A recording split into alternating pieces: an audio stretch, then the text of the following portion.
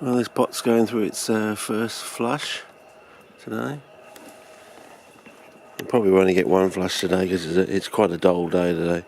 But I've put a fly trap in there and it seems to be even responding in about 12 hours. It's got a hue on it didn't have before. Oh, I was going to film this when it had an insect in it, but it's caught it. Ah, bugger. It was an insect that outstayed the storm sort of thing on the trap leaf, and I did the flush and I was coming out to film it and it's been caught in the intervening time. So this one going through its first flush, probably the only flush today, but then the sun is coming in and out, so anyway. Okay, so these ones seem to be getting pinker and pinker.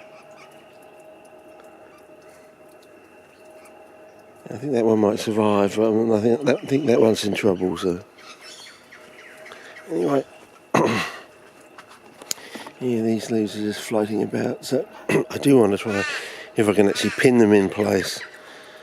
But I don't really want to use a metal pin. But I think that's the only thing that's will easily stab it. There's another one under the water there. The only thing that will easily stab it.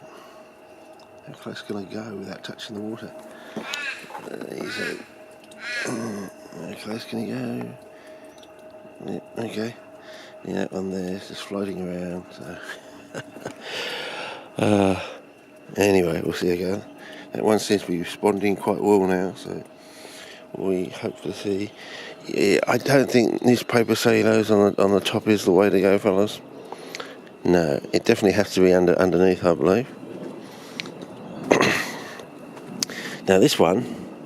We're going into the fourth day, I think, so yeah, it's very slow to respond, very slow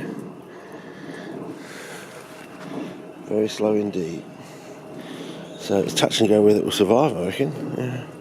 So are these things mycorrhizal? I have shown some evidence in the past that I think I've put up on YouTube of Capensis, Dania, and maybe Cephalotus being mycorrhizal. Yeah. They say the CPs aren't mycorrhizal, but you know, if you've got, as you go with the King of Prussia gave this charter to Frank, I think it was, yes, and he came up with the definition. Basically, if you have a fungus on the root, you've got a fungus root, therefore you've got a mycorrhizae. But it's basically QED, you know. If you can show a fungus on a root and sheathing a root, if you've got an I've forgotten the word, an ectomycorrhizal one, you know, a macroscopic one you can see with your naked eye. You've got a fungus on a root and sheathing the root, you've got a fungus root, you've got a mycorrhizae, you know, QED sort of thing. The microscopic endo ones that go internally, well, they're much harder to show, but basically it's a classical one, you know, in line with Frank. So all that work he did on trying to grow truffles for the King of Prussia and totally failed, because we now actually can succeed these days. We've got a lot more knowledge. So is that what's where I am today? I'm in the position of Frank over 100 years ago, or more than 100 years ago now, and another 100 years from now, people will be able to grow CPs extremely easily based on my work I'm doing today. Okay. Back to 49 area for clarity, and this one I've filled right up today, gone back to the what I was originally, and seeing if that's going to respond to a certain extent. It does knock a few bark chips down onto the surface, but still no greening that's obvious on the surface. Oh, I better go to spot colour on this. No obvious greening down there, so yeah, and with this one here, you just keep filling it up until you get a little bit of moisture and you do using it in thirds or quarters, and it just fills up, and you get like flooding around the outside, and that's enough. Hang on, I may actually have a bottle here, I can actually just re-demonstrate it with a bottle down here. There.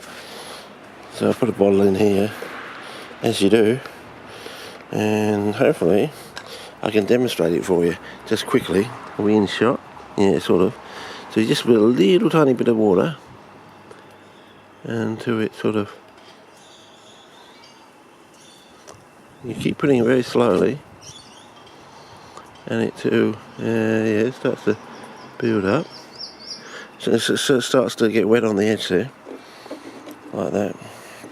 And then you just move it over so you do the other side basically.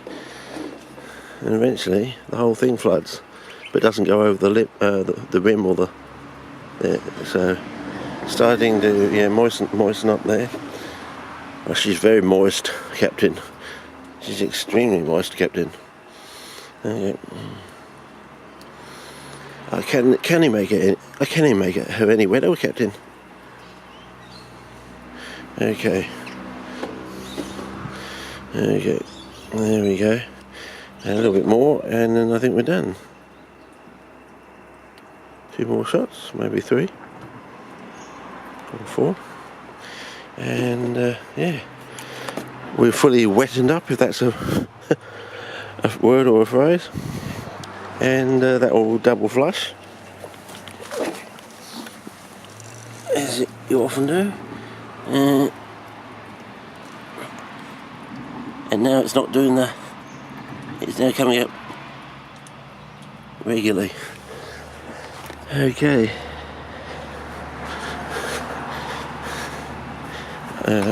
Anything to report over here? I may show you this one. How I did this one. Watch this. You fill it up. 4, 5, 6, 7, 8, 9, 11, 12, 13, 14, 17, 18, 19, 20, 23, 24, 25, 29, 30, 31, 32, 35, and it'll come around here around the side in a minute. So it slowly goes through the newspaper cellulose, and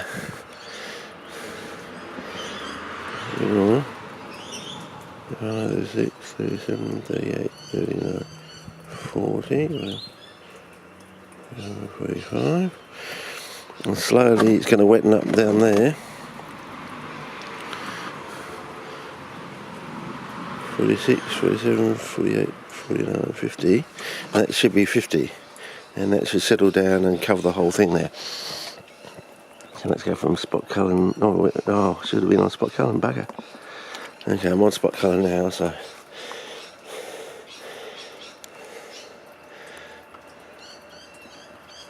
And we go around the whole pot, as you do. And yeah, I think we're done. There you go.